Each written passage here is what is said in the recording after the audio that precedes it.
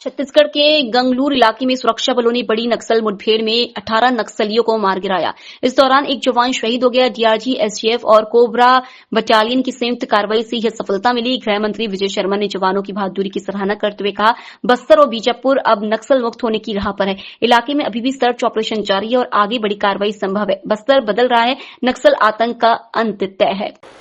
बीजापुर और दंतेवाड़ा का बीच का क्षेत्र है, गंगालूर क्षेत्र है, जहां पर आज सुबह से ही सर्च ऑपरेशन चल रहे थे और उसमें फायरिंग आज सुबह से ही मुठभेड़ जारी था। अब तक 18 नक्सलियों के शव बरामद किए जा चुके हैं और एक हमारे जवान भी एक उसमें शहीद हुए। डीआरजी बीजापुर के जवान राजू ओयाम जी ये अभी शहीद हुए हैं। मैं शहीद परिवार के साथ पूरी सरकार खड़ी है। ईश्वर उनको संबल प्रदान करें। उन्होंने माँ भारती की सेवा के लिए, छत्तीसगढ़ महतारी की सेवा के लिए अपना सर्वोच्च बलिदान दिया है। साथ ही साथ विषय महत्वपूर्ण ये है कि 18 नक्सलियों के शव बरामद हुए हैं। मैं इसके लिए डीआरजी के जवान और बस्तर फाइटर्स के जवान और बीजापुर के सभी पूरी टीम को हृदय से शुभकामना देता हूँ। ये सब कुछ जवानों की भुजाओं की ताकत पर संभव है और बीजापुर के अभियान के साथ साथ अन्य स्थानों पर भी, जैसे कांकेर में भी एक सर्च ऑपरेशन चल रहा है, उसमें भी कुछ मुठभेड़ की सूचना मिलती है और भी जब सूचना इसकी आ जाएगी तो मैं इसको आपके सामने अवश्य रखूँगा।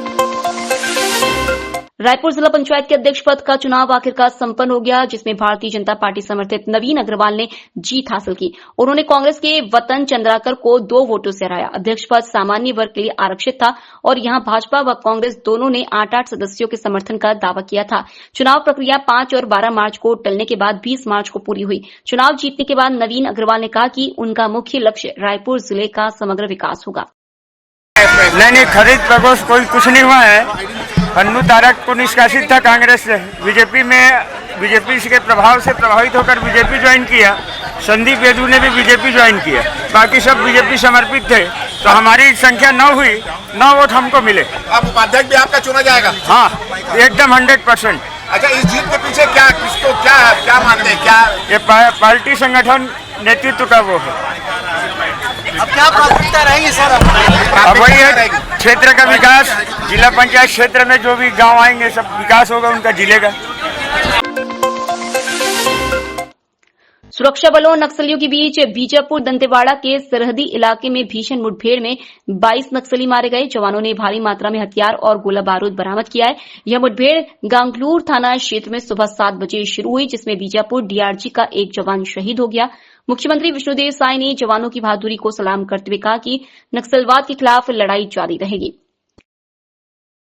आज 2 नक्सली मुठभेड़ में एक जगह 18 नक्सलियों का डेड बॉडी मिला है और एक जगह 4, और इस तरह से कुल आज 22 नक्सलियों का डेड बॉडी मिला है। तो हम अपने सुरक्षा बल के जवानों के साहस को नमन करते हैं। लगातार बहुत मजबूती के साथ वो लोग लड़ाई लड़ रहे हैं। छत्तीसगढ़ विधानसभा सत्र में नेता प्रतिपक्ष डॉक्टर चरणदास महंत ने ध्यान आकर्षण के दौरान कहा कि जैव विविधता एक अंतर्राष्ट्रीय मुद्दा है, लेकिन राज्य में इस दिशा में कोई ठोस कार्य नहीं दिख रहा है। जैव विविधता पंजी अब तक तैयार नहीं हुआ और वेटलैंड स्थलों पर भी कोई कार्य नहीं हुआ है, जिससे प्रकृति प्रेमियों में नाराजगी है। महंत ने कहा कि पंचायतों को ये जानकारी नहीं है कि उनके क्षेत्र में कौन कौन से जीव जंतु पाए जाते हैं, यहाँ तक कि उन्हें अपने ही पंचायत की स्थिति की जानकारी नहीं है। सच्चाई यह है कि पंचायतों में जैव विविधता पंजी तैयार ही नहीं किया गया। विधायकों को भी यह नहीं पता कि उनके विधान क्षेत्रों की पंचायतों में इस संबंध में कोई काम हुआ है या नहीं। आज विधानसभा के भीतर जैव विविधता, जिसको कि हम लोग बायोडायवर्सिटी कहते हैं, उसका एक ध्यानाकर्षण मैंने लाया था, जो अंतर्राष्ट्रीय महत्व का विषय है और इस पर यूनेस्को में भी बात हो चुकी है, संयुक्त राष्ट्र में बात हो चुकी है और सब देशों को, लगभग 150 देशों को कहा गया है कि आप इस पर कार्रवाई करें। दुर्भाग्य से भारत देश में 1912 में इस पर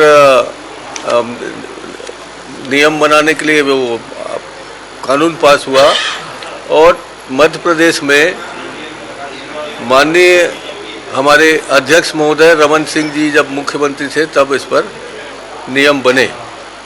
2015 से लेके 2018 तक कोई काम नहीं हो सका और हमारे सरकार आने के बाद इस पर कार्रवाई हुई और पूरी तरीके से ये कार्रवाई चल रही है। बहुत से लोग उसमें इन्वॉल्व हैं।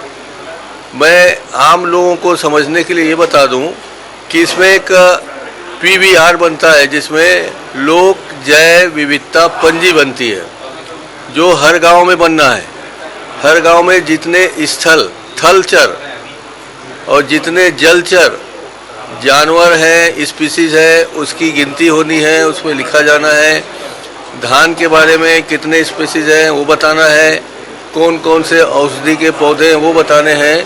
तो ये एक गांव के लिए बहुत महत्वपूर्ण पंजी बननी है। मगर मैंने विधानसभा में आज सबको कहा कि कोई ऐसा विधायक बता दे जिसके गांव में इस तरह के कार्यक्रम जारी हैं। मगर दुख की बात यह है कि हमारे कोई विधायक इसमें सामने नहीं आए और ये जैव विविधता का कार्यक्रम चल रहा है। मैं कह सकता हूँ कि कहाँ कहाँ कैसे लेना है और कैसे देना है इसी पर ही हिसाब हो जाता है। मुझे कहने में कोई संकोच नहीं है। इसके लिए जितने भी धनराशि आते हैं उसका 40% का हिसाब ऑफिस में ही हो जाता है और 60% में कितने भागीदार बनते होंगे आप सोच लीजिए। आपको मुझे कुछ नहीं कहना है। मैंने एक ही सवाल उठाया कि जो भी विधायक के गांव में ऐसा काम हो रहा है, सर्वेक्षण हो रहा है, रजिस्ट्री हो रही है, वो बता दे। मगर यहाँ तक कि वित्त मंत्री जी भी इसको हाँ नहीं बोल सके और माननीय राम विचार नेताम भी बताने लगे कि इस तरह से काम नहीं हो रहा है। तो ये तो एक काम है जो होना है, बड़ी गंभीरता से होना है। अब इस काम को, जैव विविधता के रजिस्टर बनाने के काम को, अब भारतीय जनता पार्टी की सरकार जेम पोर्टल को देना चाहती है। ये मुझे पता लगा है। जेम पोर्टल में इस तरह के सर्वेक्षण के काम कैसे होंगे? इसमें तो वैज्ञानिक दृष्टिकोण चाहिए, इसमें स्पेशलिस्ट चाहिए और ये कोई पैसे का लेन देन हिसाब किताब करने वाला काम नहीं है। तो मेरा कहना था कि जैम पोर्टल से काम ना हो, हिसाब किताब ना हो, बल्कि पूरे हमारे साथियों को बैठकर यहाँ समझाया जाए कि आखिर ये है क्या।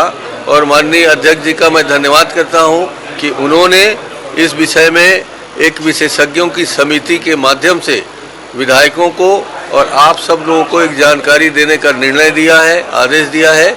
मैं माननीय विधानसभा अध्यक्ष की इस पर प्रशंसा करना चाहता हूँ।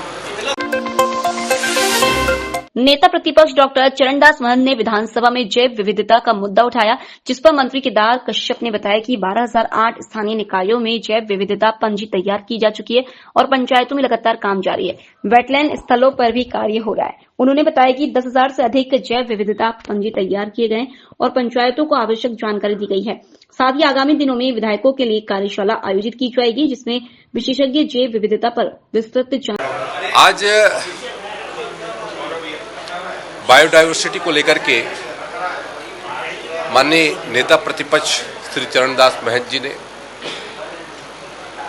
जो ध्यानाकर्षण लगाया, निश्चित तौर पे एक बृहद विषय के संदर्भ में उन्होंने ध्यानाकर्षण लाया है और उस बात को लेकर के एक बृहद चर्चा के लिए आने वाले जब सत्र होंगे तो उस सत्र में विषय विशेषज्ञ आएंगे और हमारे जो माननीय विधायक, जो हमारे जनप्रतिनिधि इस विषय में रुचि रखते हैं उसमें वो भाग लेंगे ताकि इस विषय में हम और कैसे आगे बढ़ सके, किस तरीके से हमारा प्रत्येक गांव पंचायत का, प्रत्येक हमारे जनपद का, प्रत्येक हमारे जिला पंचायत का, प्रत्येक हमारे नगर पंचायत, नगर पालिका, नगर निगम का, इसका हमारा जो PBR है, पब्लिक डाइवर्सिटी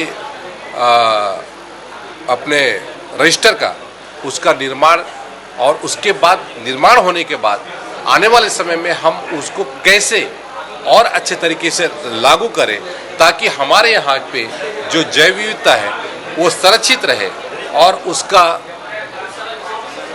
दुरुपयोग न हो। उस तरीके से उसकी रणनीति बना करके हम काम कर रहे हैं और निश्चित तौर पे इस एक बहुत बड़ा काम है और उस काम में सभी पक्ष सब मिलकर के इस दिशा में हम आगे बढ़ेंगे।